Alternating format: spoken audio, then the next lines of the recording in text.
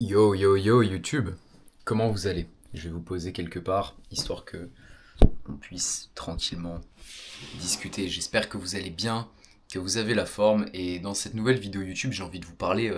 On va parler d'un sujet un petit peu controversé dans le marché de l'audiovisuel, qui je pense va parler à beaucoup d'entre vous. Il y a beaucoup de personnes dans la photo et la vidéo qui se considèrent comme des artistes. Et il y a beaucoup de personnes qui se considèrent comme des entrepreneurs, comme des businessmen. En fait, j'ai l'impression que c'est vraiment un marché qui est divisé en deux et qui a un petit peu ces deux catégories. Il y a ceux qui voient vraiment ça comme un business et il y a vraiment ceux qui voient ça comme une passion rémunérée. En tout cas pour les gens qui en font leur métier. Je parle bien entendu parce qu'il y en a pour qui c'est uniquement une passion et c'est totalement respectable parce qu'on ne veut pas forcément en faire son métier. Mais si t'es là, je me doute que c'est parce que tu veux faire du cash avec, probablement, ou du moins générer un petit complément de revenu. Et en fait, t'as vu le titre de cette vidéo, il n'y a pas de spoiler, tu connais déjà la réflexion que je vais avoir là-dessus, mais il faut que tu arrêtes de penser comme un artiste, du moins pour ta partie vente.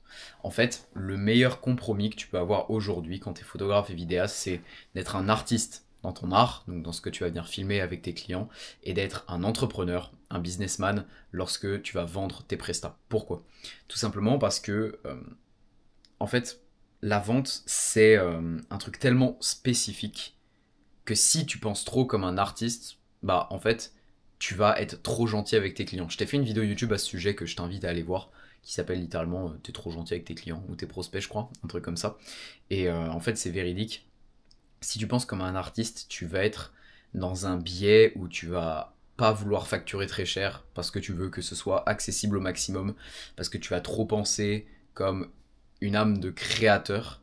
Et autant c'est extrêmement positif dans la partie création pure et dure, parce que quand tu penses et que tu te mets un peu dans ce paradigme, dans cet alter ego presque en fait, d'artiste, tu vas penser beaucoup à tout ce qui va être la lumière, la beauté, le mood d'un projet, l'émotion retranscrite. Ça c'est extrêmement positif et il faut absolument que tu le gardes quand tu es un petit peu dans cette énergie création de contenu.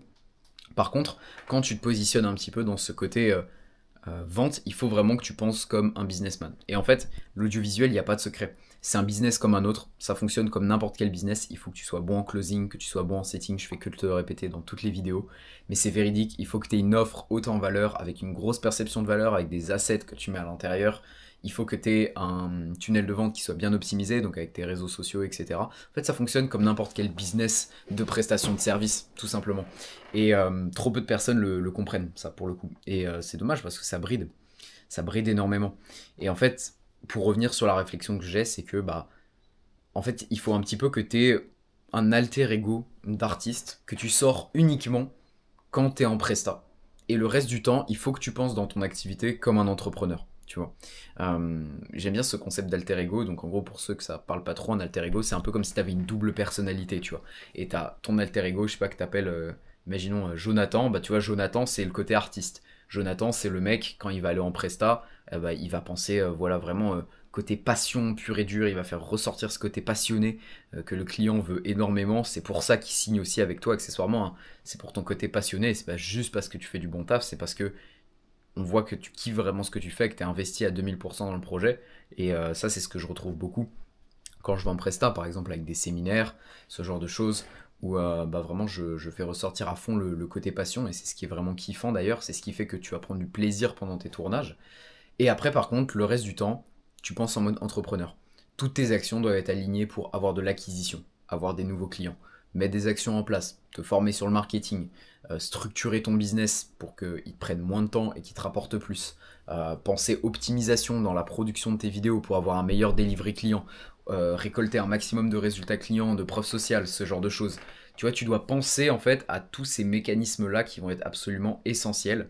Et trop peu de personnes le font aujourd'hui. Et c'est ce côté entrepreneur qui te manque. Et pour moi, si je devais te donner une répartition, c'est vraiment en fait un 50-50.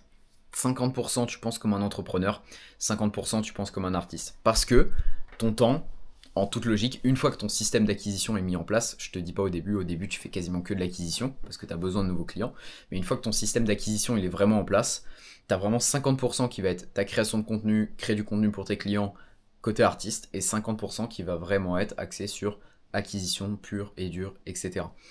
En fait, il faut que tu acceptes aussi de facturer tes prestations. Et ça, c'est un gros problème.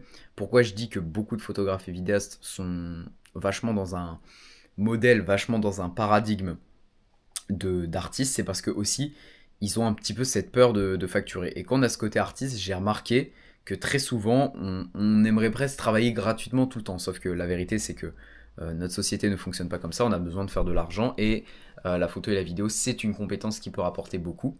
Je te dis pas que tu dois convoiter l'argent. D'ailleurs, j'ai fait une vidéo aussi à ce sujet que je t'invite à aller voir, où je dis en gros que bah, l'argent c'est de la merde, hein, si je résume, que c'est juste une finalité, mais que il y a plein d'autres choses beaucoup plus intéressantes à traquer et à aller chercher dans ton business.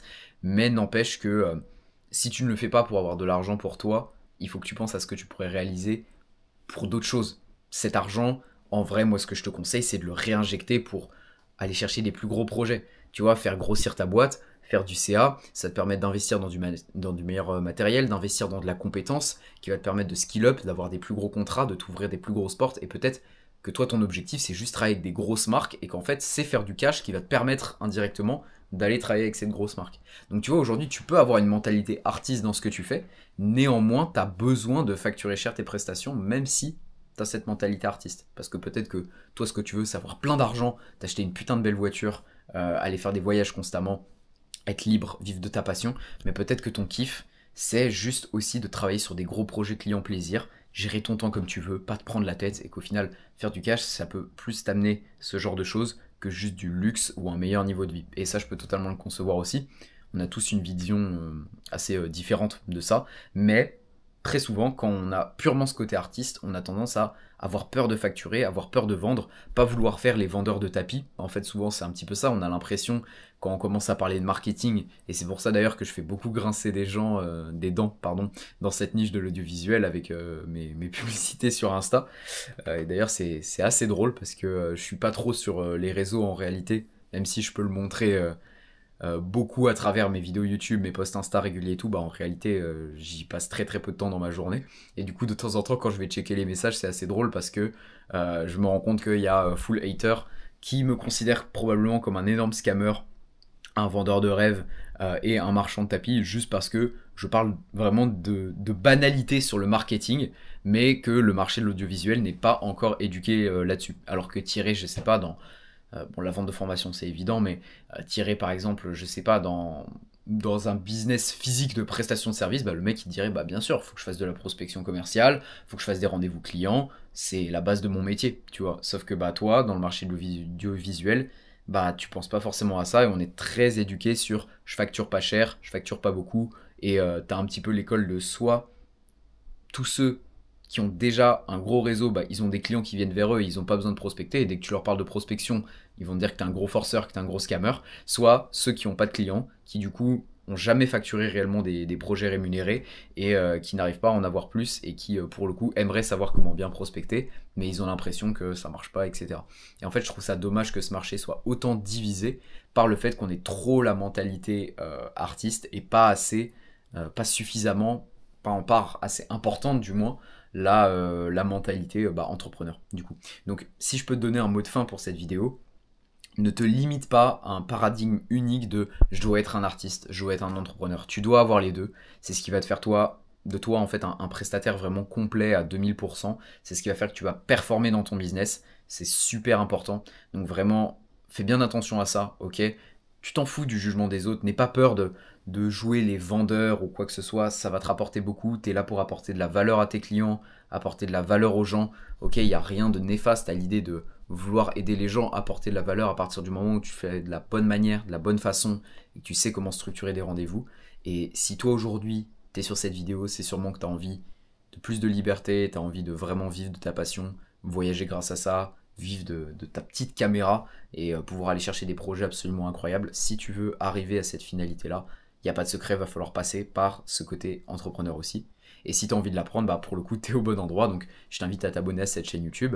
Tu as aussi dans la description de cette vidéo un documentaire offert qui t'explique un petit peu justement la méthode qui m'a permis moi de vivre de l'audiovisuel de l'année 2023 à l'année 2025, développer mon aspect freelance où j'ai réussi à atteindre les 5000 € par mois uniquement en freelance, du coup en solo, avant de monter mon agence que j'ai actuellement.